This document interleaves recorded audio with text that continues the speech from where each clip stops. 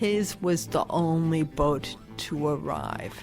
I think maybe it was a cow. I don't know. There's the thank you letter from Lyndon Johnson. There was even a monorail at one point to the east of us. Plus, everybody forgets about pirates. This is the coolest field trip I have ever been on. I don't know, but I've been told, keep on dancing, won't ever get old.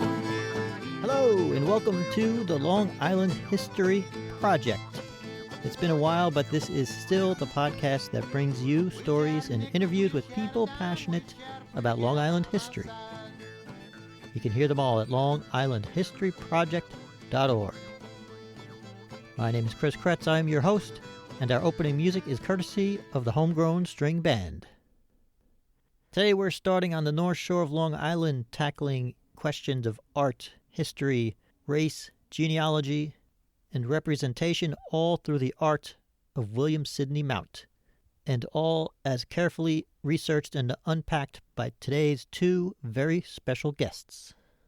Vivian Nicholson-Mueller. I'm a teacher and a genealogist.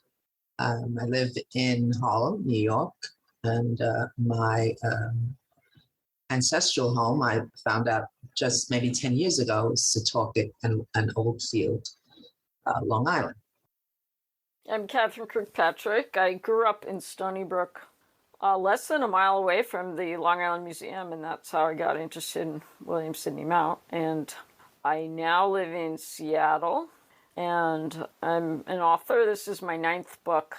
Great. And the book we are here to talk about is The Art of William Sidney Mount, Long Island People of Color on Canvas, which is, today is the 9th, so this is out now, am I right? Yes. Perfect. And we'll have ways people can pick it up. It is from the History Press. It is Viv, I was saying before, it's a beautiful book. Congratulations to both of you putting this all together. I guess one way to start for each of you, maybe this will be different answers. How did each of you first learn of William Sidney Mount? I look at the Mount paintings and I feel like I'm greeting old friends because I grew up so close to what we now call the Long Island Museum of American Art, History, and Carriages. For me, it's always the Carriage Museum. And so I always knew those Mount paintings. I never really remember a time when I didn't know them. My parents were very involved and also in the Historical Society. And my mother had a particular interest in William Sidney Mount. She was taking graduate history courses at SUNY Stony Brook. And so she had Mount prints, and so it's something she would have been absolutely thrilled to know that I'm publishing a book about Mount. And Vivian, you said you just recently learned of your connections to the area. When did you first learn about Mount? Well, I had always loved his paintings. I'd seen them in the New York Historical Society and various other museums.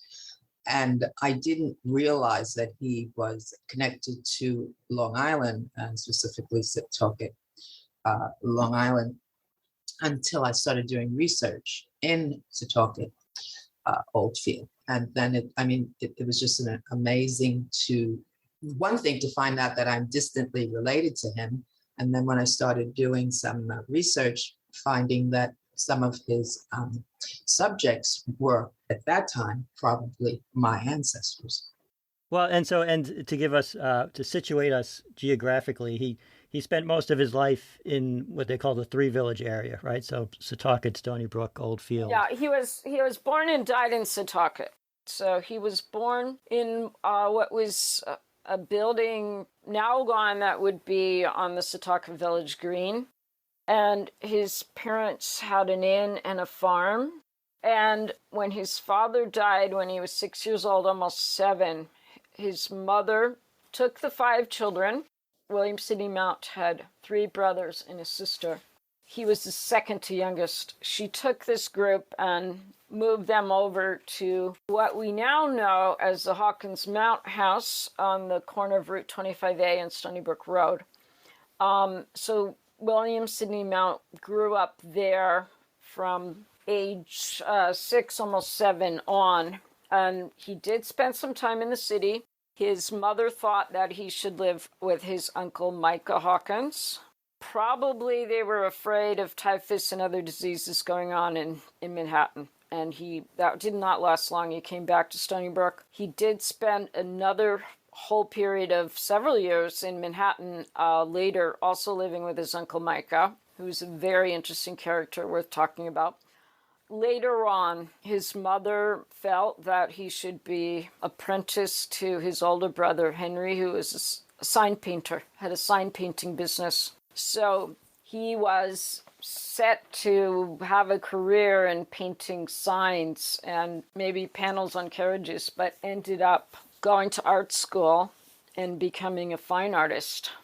Yeah, and we'll dig deeper in, one of the points of the book is documenting the models he used. Can either of you just give us a brief lesson in William Sidney Mount? Like, where does he fit? If someone is not too familiar with 19th century American art, how would you describe his role or his position? So I'm going to give you Mount's dates. He was born in 1807 and he died in 1868. He was one of the first and best genre painters. By genre painters, we mean scene painters, painters of scenes, supposed to be of everyday life. Genre painting flourished in the 30 years before the Civil War. It was a time of rapid social change following the election of President Andrew Jackson. And Andrew Jackson brought in this era that he called era of the common man. So genre painting went along with that. All of a sudden, people who could afford to buy art are looking at everyday scenes. All of a sudden, daily life is worth recording, as opposed to historical scenes, biblical scenes, scenes from mythology, daily life. So William Sidney Mount fell into that category, but he also helped create that category because his paintings were so popular amongst some of the wealthy people in New York that they commissioned that art. There's a very interesting book I want to tell everyone about. It's Elizabeth John's book, American Genre Painting, The Politics of Everyday Life, Yale University Press, 1993. So Elizabeth John says, it's very, very interesting looking at this.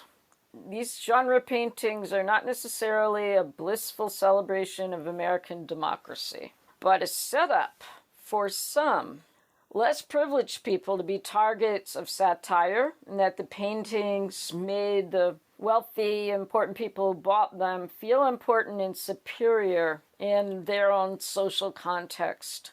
And something that Linda Johns goes into is that, look carefully at these paintings, and you can see in her mind, a lot of the genre painters were making fun of the farmers, and that they were putting Black people, all people of color, in certain kind of categories, always presenting them like outside the door. That's one of her chapters, outside the door. All the Black people just standing outside the door in the scene. And Vivian, what would you say about his subject matter? So we'll get into the whole, one of the purposes of the book is that he was using basically the sites of Stony Brook, Setauket, the people. What did you think of as you were seeing his paintings? The subject matter, the people, the way he portrayed them? Contrary to most depictions of people of color at that time, they were, how can I put it? They were realistic. They were realistic depictions of people of color that had lived in that community for ages.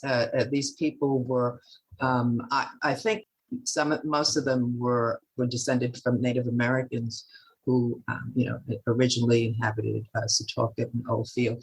And then I think that community became a refuge for escaped slaves, refuge for, not a refuge, but a community of Black Quakers. And Mount he grew up in and amongst these people, and he played with them as children, and they were friends. They were, like Hannibal Clapp, they were people that he looked up to. So he didn't paint with the prejudices that other painters did at that time. I mean, we have to remember this is antebellum America.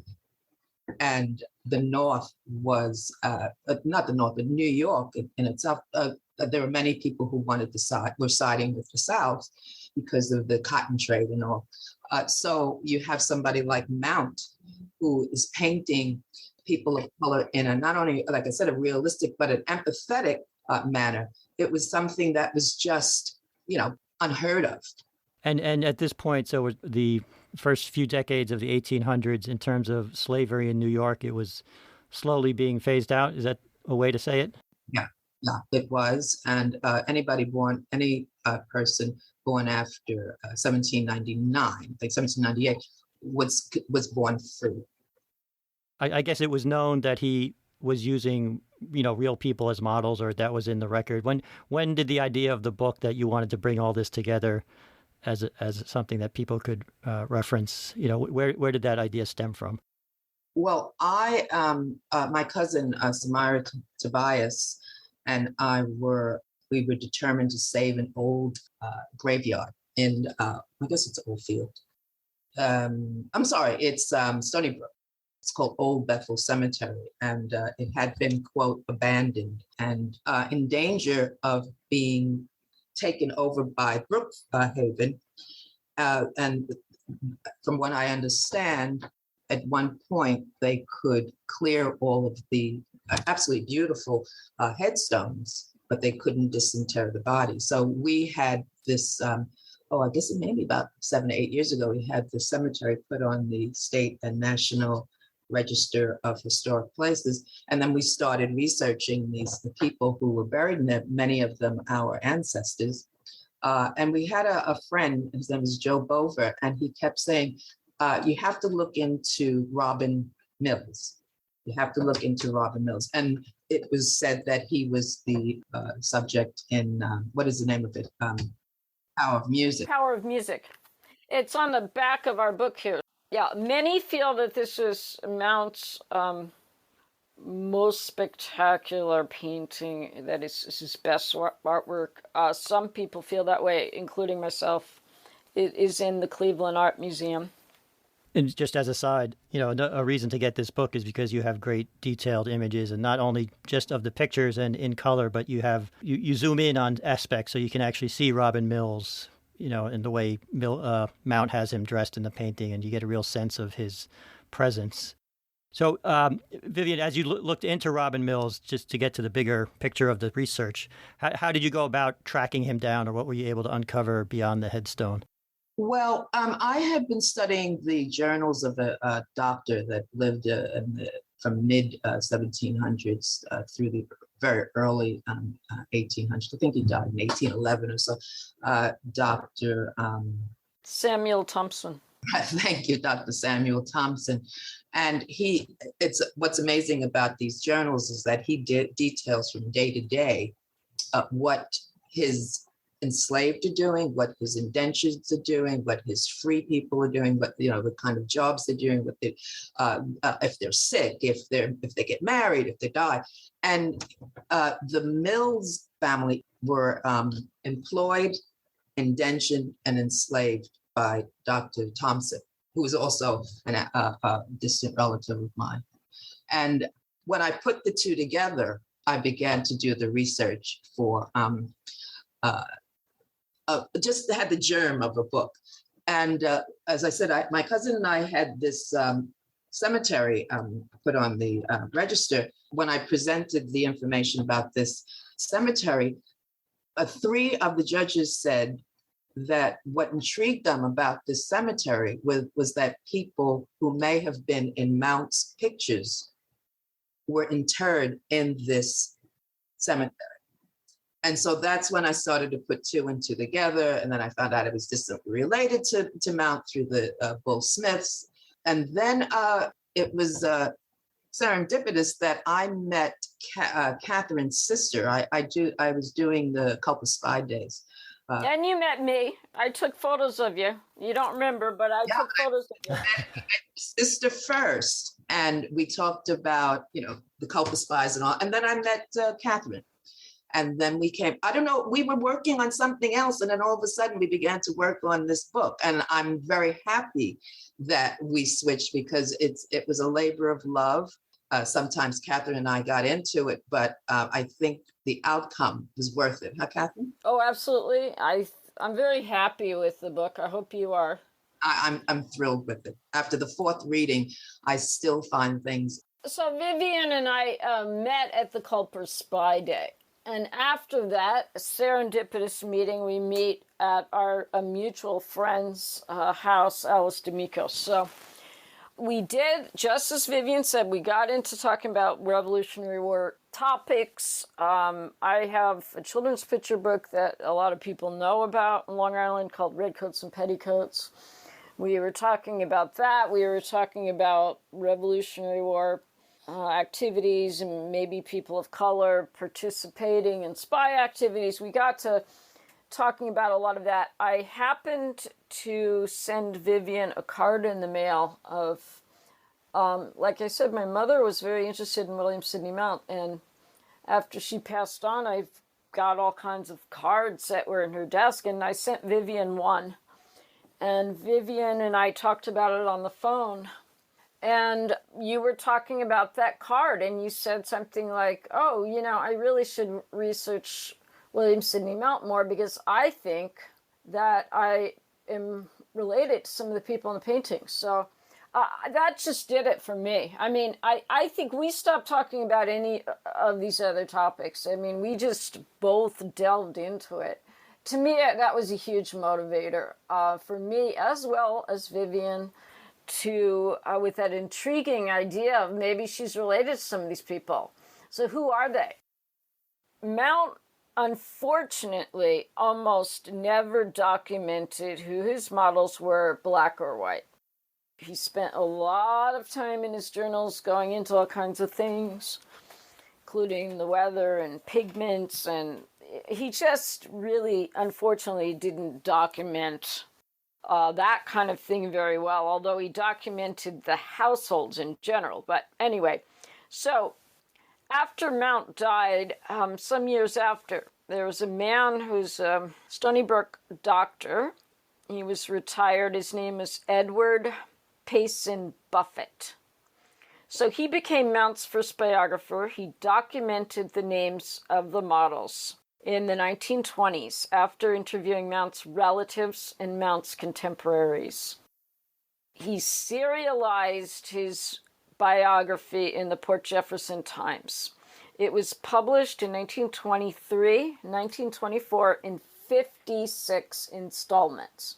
So, a couple of places have copies of those articles. The Long Island Museum has a copy. The Three Village Historical Society has a copy. They exist in scrapbooks where somebody cut out the articles and pasted them in these big, big scrapbooks. That's how it exists. So there's this extensive collection if anyone wants to wade through it. So each of us, Vivian and I, both read these accounts.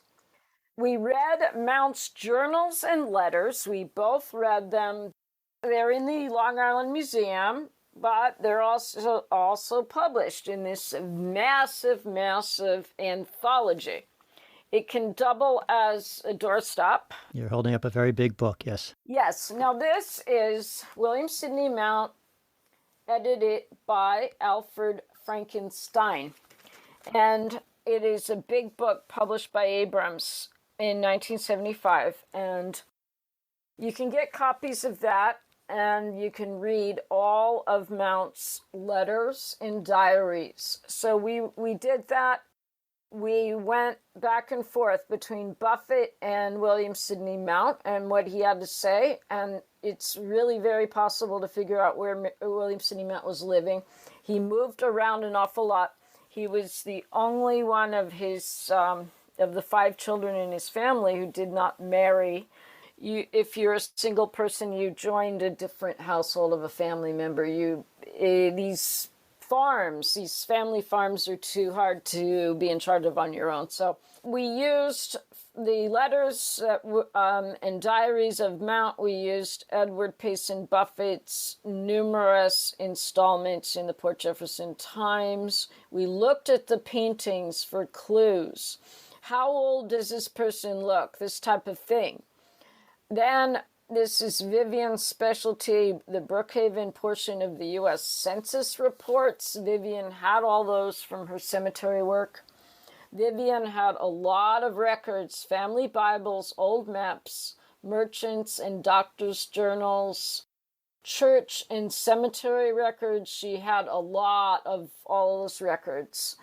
We knew the dates of the paintings. That much was always recorded by Mount.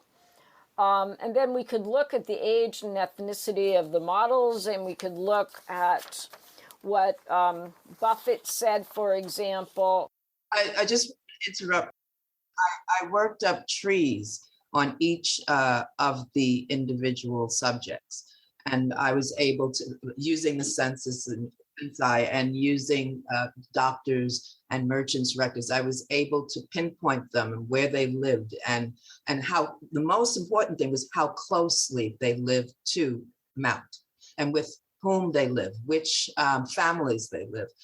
These people tended to be itinerant. Some would, especially at Robin Mills, they would work for one person one day, and they would, Thompson one day, and then they would work for a Mills the next day.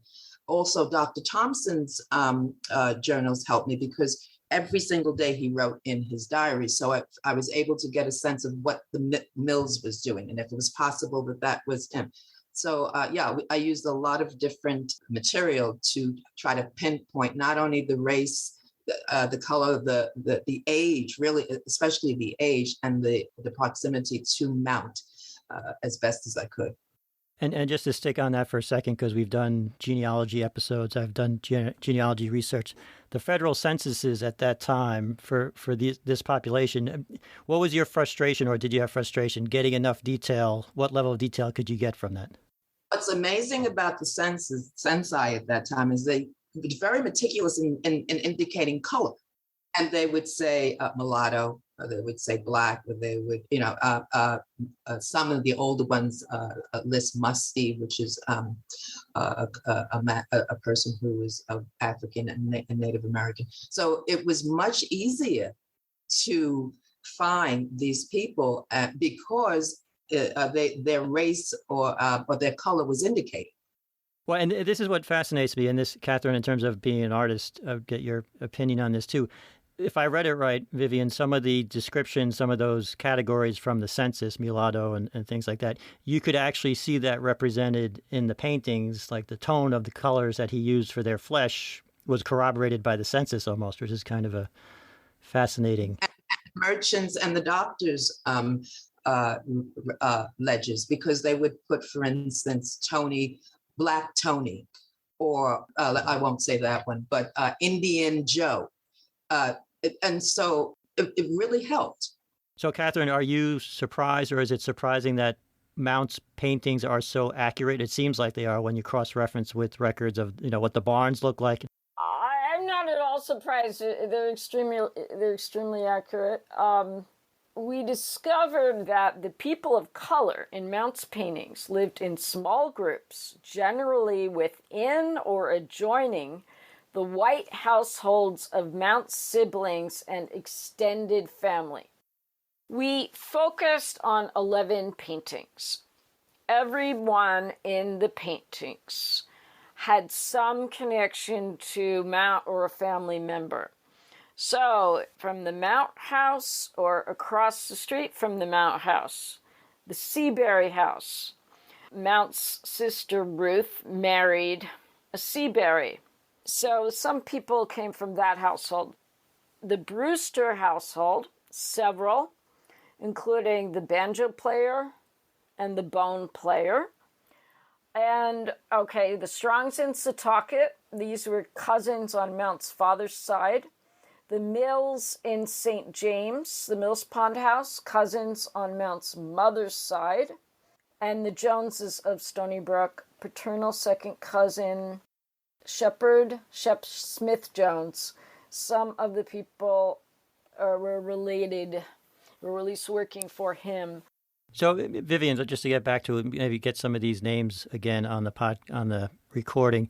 Was it Robin Mills is your descendant, or do you want to pick one of your ancestors who's in a painting and just kind of? Yeah, well, Robin Mills is probably my fourth great uncle, and as I said, that his family lived, and some lived, some worked for Dr. Thompson, and he was probably the uncle of my fourth great grandfather, Robert. And which painting is he in? He's in The Power of Music. Okay, so he's standing outside the barn. Right. He's at, and then the one that Katherine has not mentioned is probably his most famous, which is eel fishing in Setauket. I think is that the correct? Eel spearing at Setauket. At Setauket, right. And Rachel, I think that my fourth great grandmother is Rachel Brewster. Now, there was a controversy about the Rachels. My cousin Samira and I had Rachel. There are three Rachels. Okay. And she and I have been working on that for about 10 years. So I think I've kind of proven that my Rachel is Rachel and she thinks her Rachel is Rachel. But I think those are the two most famous of my ancestors. And that the eel one that's on your cover. That's a very powerful image. And that was not necessarily well received in the city. That was very controversial. Katherine can tell you more. No, about you can talk about it. That's your painting. So this is just getting back to something I was talking about before, about genre paintings. Who buys them? Okay, so Mount made his paintings for buyers. Most of them commissioned them ahead of time. Sometimes Mount didn't get around to it for a year or two before he actually started the painting for them. But what he would do is he would show his paintings in New York at the National Academy, where he was trained as an artist and where he was, they would call an academician. There were only 50 living artists that could be connected to the place. So this painting of the eel spearer was not well received. It always had a buyer who was one of the Strongs, of Strong's Neck. It was not well received because it's in the book but one of the reviewers said something, horrified that there's this quote negress, why would he be painting something like this? Not only that, Katherine, it was the position that she's in. It's showing a strong Black woman, and she's overshadowing the white figure in the painting. As Katherine said, it was not well received, but it's become, I think, his most famous painting. You've read a lot of his journals, probably more than most people, obviously. How do you square his views he might have expressed? He voted against Lincoln twice, Jacksonian.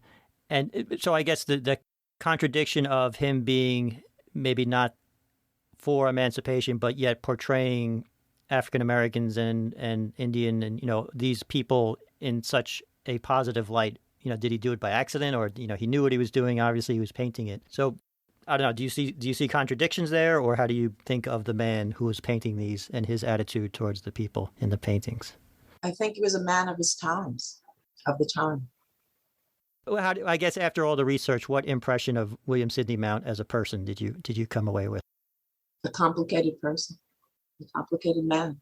I think he was probably torn. He wanted to make money. He wanted to be an artist, and yet he was one of his greatest paintings was scorned. And for what reason?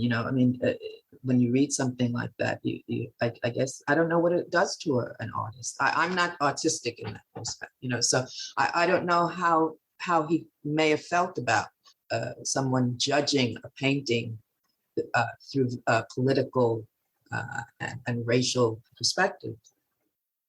And I think, Catherine, there's a line in the book that where he didn't get wealthy, but I'm paraphrasing, but he got by, right? So, like, in terms of, do you think he was satisfied with his position?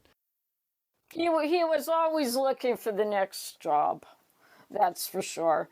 I think it's a happy accident that he ended up meeting somebody who was not American, who did not have an American consciousness about Black people and art. So what happened is, okay, in the early paintings, the Black people are in the genre paintings, in the scenes.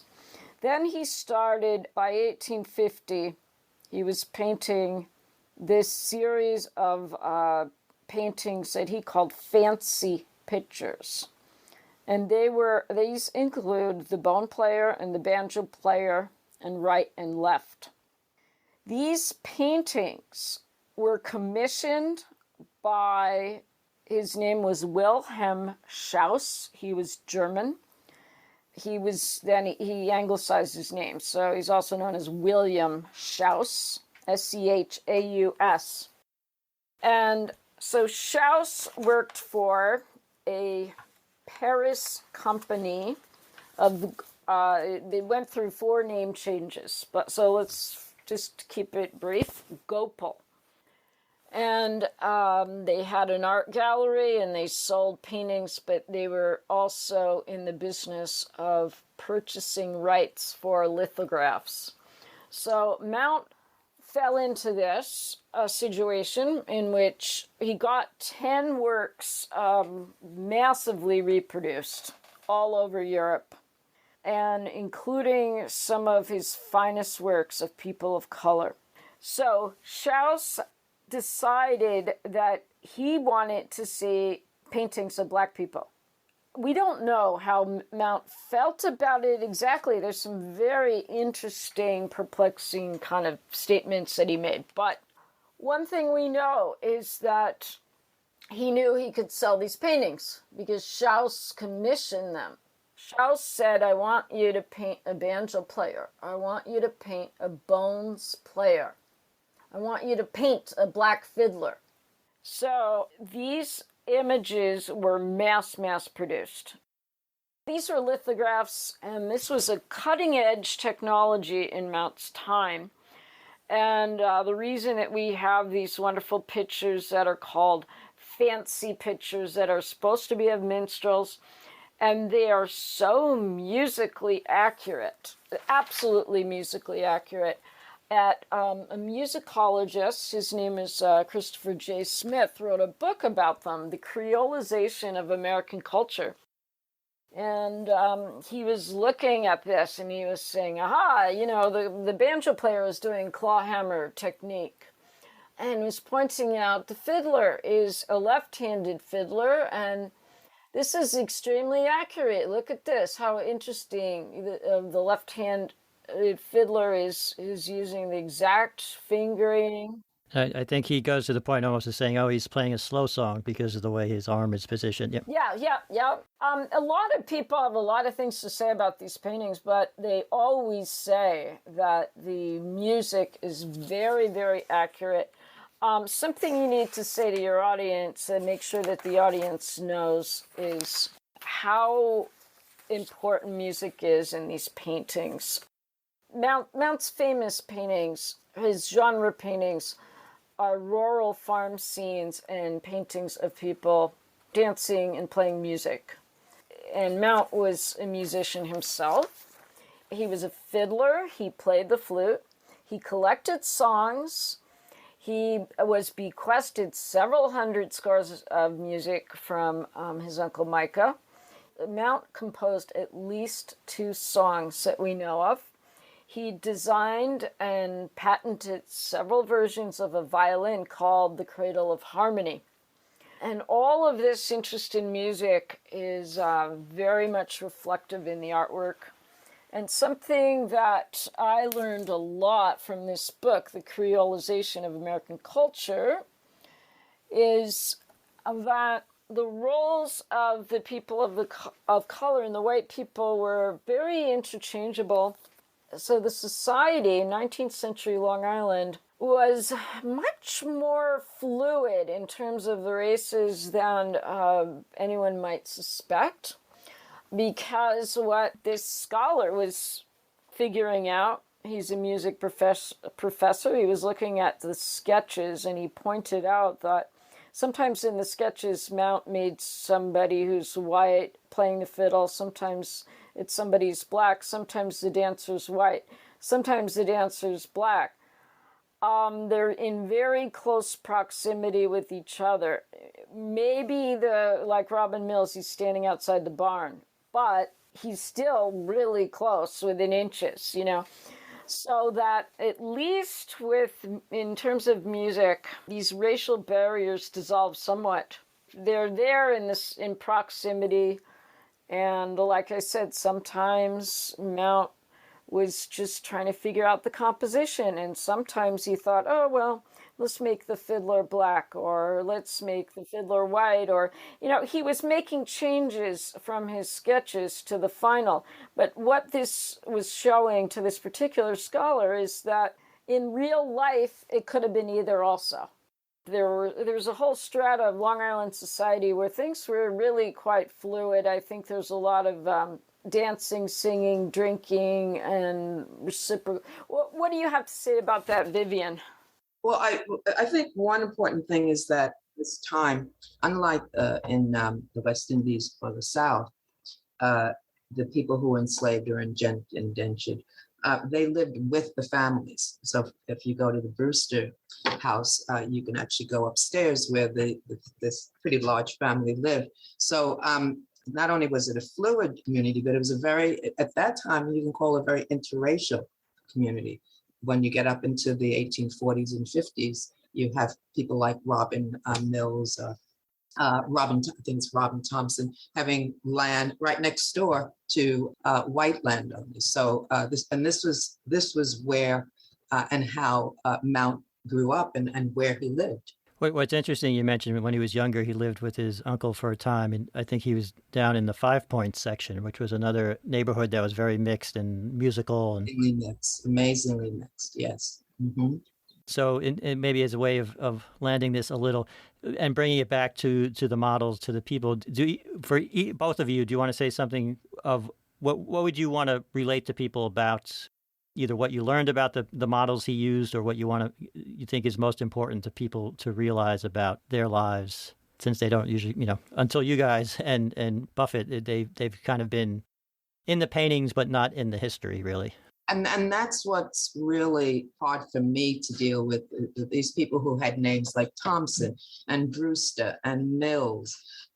Their ancestors fought in the 7 Years' War, French and Indian War. They fought in the Revolutionary War. They were the ones who stayed behind when the men had to leave Long Island, and they're just ignored.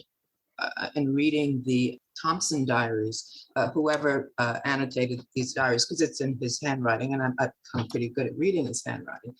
But what struck me was this, I think it was a woman. She noted every single person of importance, like Thompson, not obviously Thompson, but Benjamin Franklin Thompson and all of the Brewsters, but she completely ignored the people of color. And they were the meat of Thompson's diary. So I think, this isn't, some people say, well, this is Black history. Well, no, this is American history. And it was important to me to bring these people to fore, that people can see them not just subjects, but people who existed, people who contributed. And not only my ancestors, but, these are people who lived and contributed and died. And it's important for me to honor them because they were not honored in life.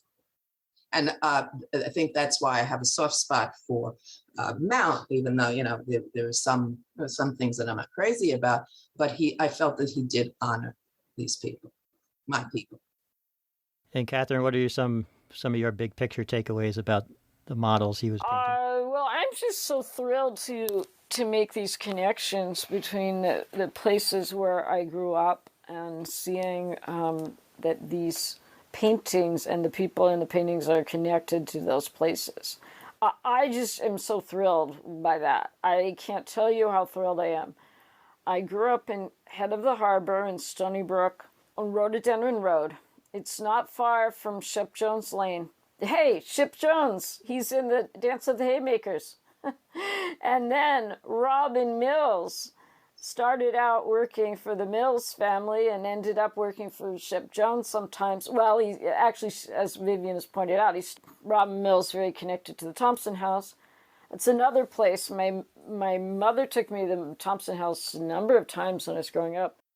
My friend Leighton Coleman's grandfather lived at East Farm, and it turns out that barn is believed by many to be the barn in Dance of the Haymakers and The Power of Music. So I can look at that painting and I can now place what I feel is one of our greatest gifts that Vivian and I have. I feel this is a gift to the Three Village community and Smithtown. I feel this is a real gift to give to people, that they can see familiar places in a slightly different way. This is new information to a lot of people, and it was certainly new information to me, and I grew up there. And the book, again, is The Art of William Sidney Mount, Long Island People of Color on Canvas, out now. And the two of you, I'll link to this on the webpage too, but you will be coming to Long Island soon. We're recording this on Culper Spy Day Eve, so this will be going out probably 9/12 next Monday or so. So there are two events coming up. The Brewster House on September 24th. There are two different times that visitors can sign up. They have to call the Ward Melville Heritage Organization and make a reservation because seating is very limited in that small house. There's one that is to start at 1 o'clock. Vivian? Yeah. And then there's at the Long Island Museum on Sunday, October 2nd. Vivian and I are going to do a presentation. And then there is going to be autographing, and there's going to be a party. There's going to be a fiddler. There's going to be a banjo player. There will be refreshments, and so we're having a party. that's great. You guys deserve to celebrate because it is an achievement. I want to thank you. Well, thank you very much. Thank you.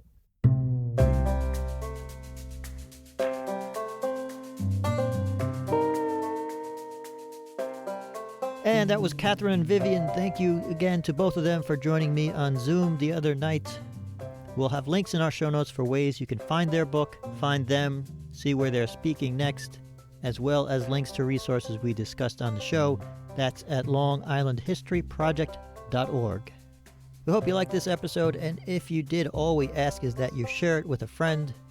Someone on island, off island, doesn't matter. Put it in an email, send it through Twitter, drop our name in casual conversation. Help us spread the word that there is a podcast out there dedicated to Long Island history. Our outro music was Capering by the Blue Dot Sessions, used under an Attribution 4.0 international license. That does it for this episode. As always, thank you for listening.